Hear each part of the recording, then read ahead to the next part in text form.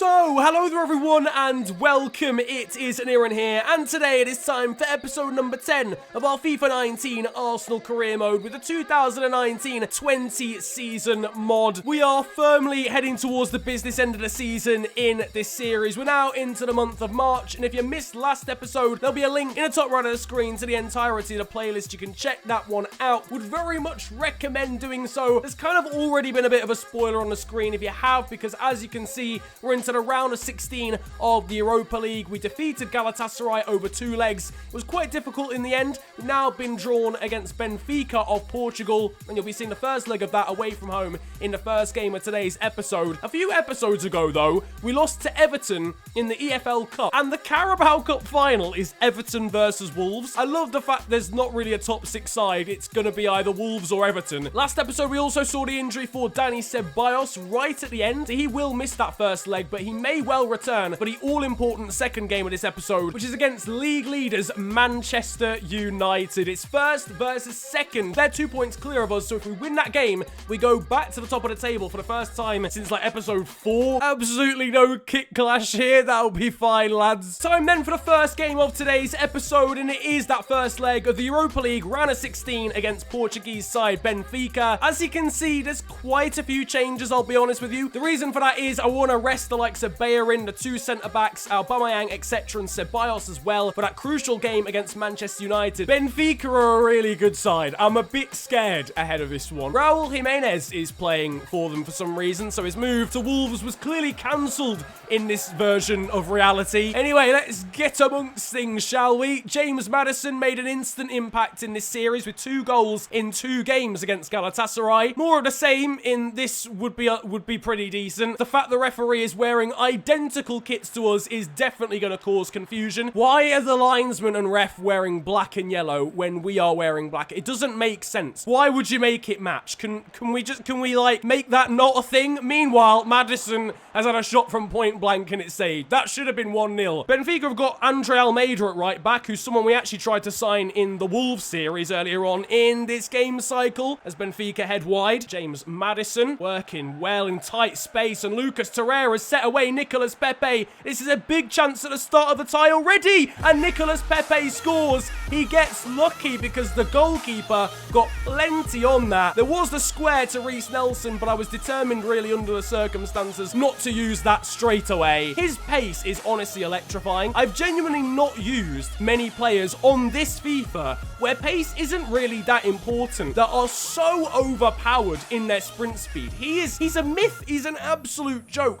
Oh, that's a good ball in. What a vital touch, I think, from Sead Kolasinac. In the end, I mean, it was from behind. He's lucky that he's actually got something on the ball. Maitland-Niles down the line here for an ever-dangerous Nicolas Pepe. In the middle is Lacazette, and that is 2-0. Nicolas Pepe is running riot here today. Alexander Lacazette has got a goal. What a celebration as well. Deary me, he's been shoved to the ground. Reece Nelson's having absolutely none of it. It is 2-0 here in Portugal. Nicolas Pepe set away by Maitland-Niles, down the right, and Lacazette can just cushion it home. There was only one man in the middle, and neither of the centre-backs managed to mark him. Like in the Galatasaray game, a clean sheet at this point would be pretty vital for how we go into the second leg. Second half gets underway. More of the same, por favor. I mean, we looked pretty rough in the first 20 minutes. Benfica had most of the ball, but didn't really create that much. We could create something more here as Pepe puts that into Lacazette. Oh, it's gone in. That's so unfortunate for a Benfica defender, but it's 3-0. It's Pepe and Lacazette once again. It is a nightmare start to the half as far as the Benfica fans are concerned, and that really could be the nail in the coffin. At this point, Benfica now have to score 4 goals. Lacazette's volleyed it. Is it going in? Nah, it's not going in. That's going to be an own goal, unfortunately. Or not, apparently. How has that been credited as Lacazette's goal? I mean, he won't complain. Saliba and Holding. They look like prime Sol Campbell and Rio Ferdinand at the 2002 World Cup in this game. Benfica bringing out a high press now. And against a side like ours that's so good at counter-attacking, that could be an issue. As on the turn, we almost had an issue for ourselves. Haris Seferovic thankfully puts the ball over the bar on the turn. turn. Granit Xhaka, Maddison, round the corner here into Lucas Torreira. Nicolas Pepe's got space, and Nicolas Pepe makes it 4. He finesses it under the goalkeeper, and I mean, at this point, we are literally living life. This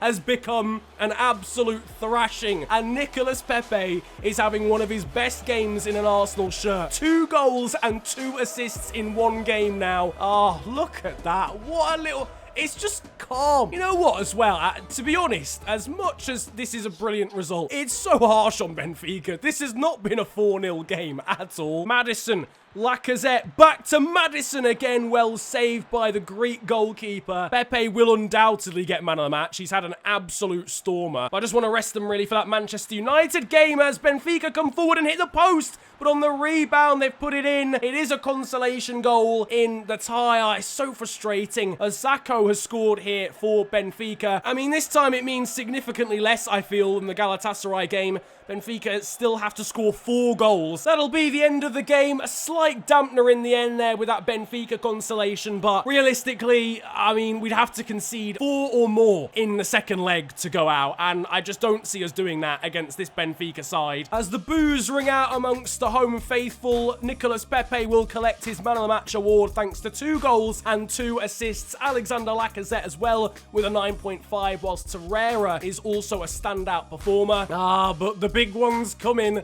The big one is coming. It's Arsenal v Manchester United. Lacazette is pretty tired, and even though we brought Nicolas Pepe off at the end, he is also a little bit tired as well. Kieran Tierney is into the side along with Guendouzi, but apart from that, it is really our strongest starting 11. Here we go then. Coming up next, Manchester United v Arsenal. There's still plenty of games after this, but this really could be a definitive point in the title race. The reverse fixture ended 5-2 to us. That was really before we knew Manchester United were going to be such strong title candidates. If anything, we brought this upon ourselves by beating them so convincingly earlier in the season. It seems that we've only spurred them on to be better than us. The gravity of this situation is quite enormous. This is a humongous game. Can I just say as well, this is a big game for Kieran Tierney, who has not really found his feet at the club since joining at the start of the season. I won't be tough on him because he's a young player, but I've really seen a lot more stability from Sead Kolasinac. But whilst Kolasinac is quite tired from that Benfica game, it's up to Tierney to steer the ship at left back. Whatever the scoreline, we just need to win. Alexander Lacazette could make that happen. He's had his shot saved by De Gea. He means business. Aubameyang here into Alexander Lacazette. It's only palmed clear by David De Gea, but it was kind of straight down his throat in the end. This though is Granit Xhaka. Back into Pepe again. Ceballos with the back heel.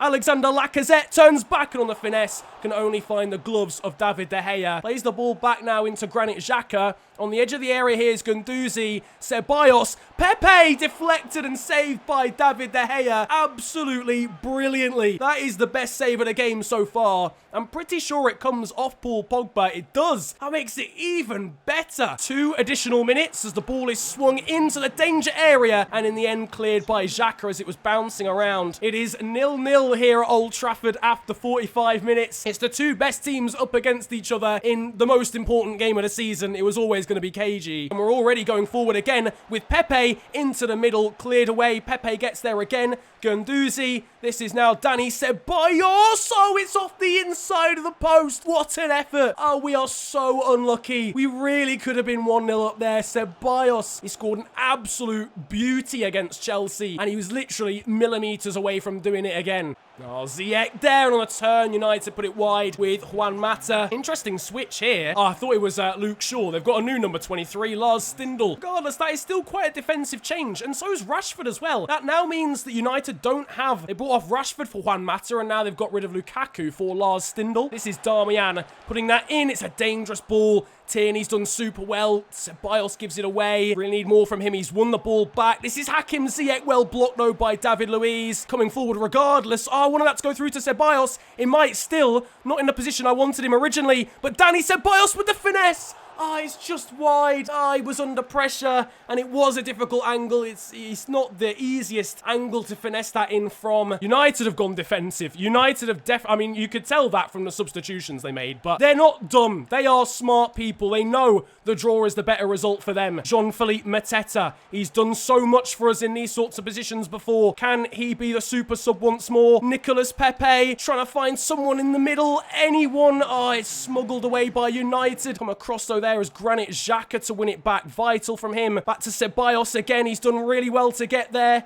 This is Pierre-Emerick Aubameyang. Jean-Philippe Mateta. Oh, it's straight at De Gea. Pepe won't keep it in. It will be a corner. We're above the 2 minutes now of injury time. This will be the last chance. Mateta really should do better than that from there. He's got to do better than that from there. The ball is going to be a crucial one. It's Ceballos in. De Gea comes and punches. Only as far as Granit Xhaka. It's blocked and cleared. Socrates just get it back in the mixer. Pepe wins it in the air. Aubameyang gets it, but the referee is unwilling to let time go on any further. It is a 0-0 draw. Is that like only the second time that's happened in this series? We miss our opportunity to put this title race back into our hands. Time for game number 3, and we're back to Europa League activity. This time it's the home leg of our round of 16 tie against Benfica. We got a 4-1 aggregate lead thanks to the unreal performances of Pepe, Lacazette and co in the first game. Neither of those two are starting though, both far too tired after the United game, so Mateta and Nelson are in. It's a very second string side if you bar our defense, so I'd be a little bit surprised maybe if we grab the win on the night, but as long as we don't concede 4, it'll be fine. The Emirates awaits, and the Emirates is expectant of somewhat of a party atmosphere during the course and at the end of this game. I don't think anyone in this stadium can imagine us losing this football match 4-0. However, it would not be beyond the realms of possibility for Arsenal in this day and age. Kolasinac caught out here down Benfica's right-hand side by Seferovic,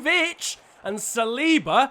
A little bit, not sure about that one from him. Jimenez on the ball. Carrillo. Oh my God. Benfica have scored in 6 minutes. It's an absolute pile driver. I'm getting PTSD here from, obviously, like, Liverpool v Barcelona and other comebacks such as that. Unreal passing. Couldn't really do much about it. It all came, really, from William Saliba. I don't know why he went to the ball. Okay, I mean, it's calm. It's all right, lads. Don't worry about it. Benfica, at the end of the day, Benfica still have to score another 3 goals. Benfica looks so good going forward. Where was this in the first leg? James Maddison will spray this out wide here to the right-hand side for Reiss Nelson. It's worth noting any goal would pretty much kill off the tie. Bukayo Saka maybe should have had one there, but he didn't connect well with the shot. I did say I'd be surprised if we actually won on the night, and that is ringing true. Bukayo Saka's been set away. All this passing play, to be fair, from Benfica is making them very open at the back, but Saka loses the ball. James Maddison down the right-hand side is Reiss Nelson. Benfica caught open again. Nelson with the shot,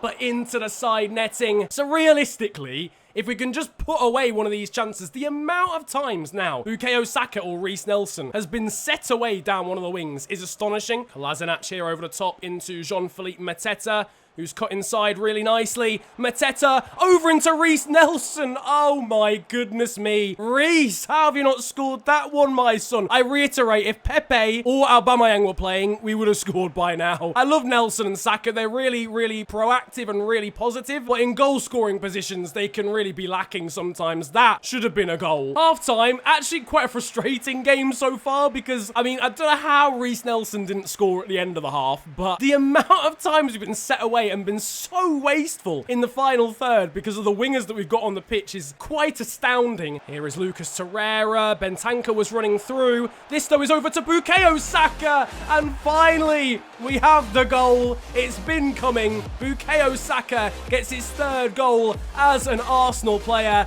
And that is it. The tie's done. Finally, we can write this off. Bukayo Saka is the man to give us a bit of composure in front of goal or in the final third. It is 1-1 on the night, but that now makes it, what, 5-2 on aggregate? Overlapping here is Kolasinac. Down the wing is Jean-Philippe Mateta. Lovely step-overs from him to get away from the defender. This is still Jean-Philippe Mateta. Step-overs again. What What a solo goal from Jean-Philippe Mateta. And finally, the floodgates have started to open. That wasn't even a counter-attack. That was just really nice work down the left. Then cuts in, step-overs come back out, and he puts it in at the near post through the legs of the defender. And now we're leading on the night as well. It's 6-2 on aggregate. Everybody might as well go home from a Benfica perspective. Bukayo Saka, the first of the goal scorers for ourselves, is coming off. He's replaced by Emil Smith-Rowe, who'll be out on the wing. We also made another substitution. I'm not going to lie, I can't even remember who it was. Oh yeah, Joe Willock is on for James Maddison as Alejandro Grimaldo plays that through, and that is another goal for Benfica. A little bit of lag in the middle there, but they now leveled it up on the night. Switching off from the free kick, I wasn't really paying attention. I think it's Pfizer. I don't know how you pronounce his name. This is Rodrigo Bentancur trying to make some space. He has done, and that is off the inside of the post. So close to another banger again. Ball in, dealt with. Not sure about that from William Saliba. I mean, it got the job done in the end. It's a 2-2 draw on the night. That is really all we needed. To be honest, once we scored a goal, it was going to be over anyway. Very, very solid round of 16 tie from ourselves. I mean, it was that win in Portugal, really, that set us up. Man of the match is Jean-Philippe Mateta. 9.6 rating for him, 8.3 for Kolasinac, and an 8.2 for Bukayo Saka. Now, interestingly enough, before we go into this next game, which is a sim against Southampton, you can see, I mean, the table's very jumbled up in terms of games played.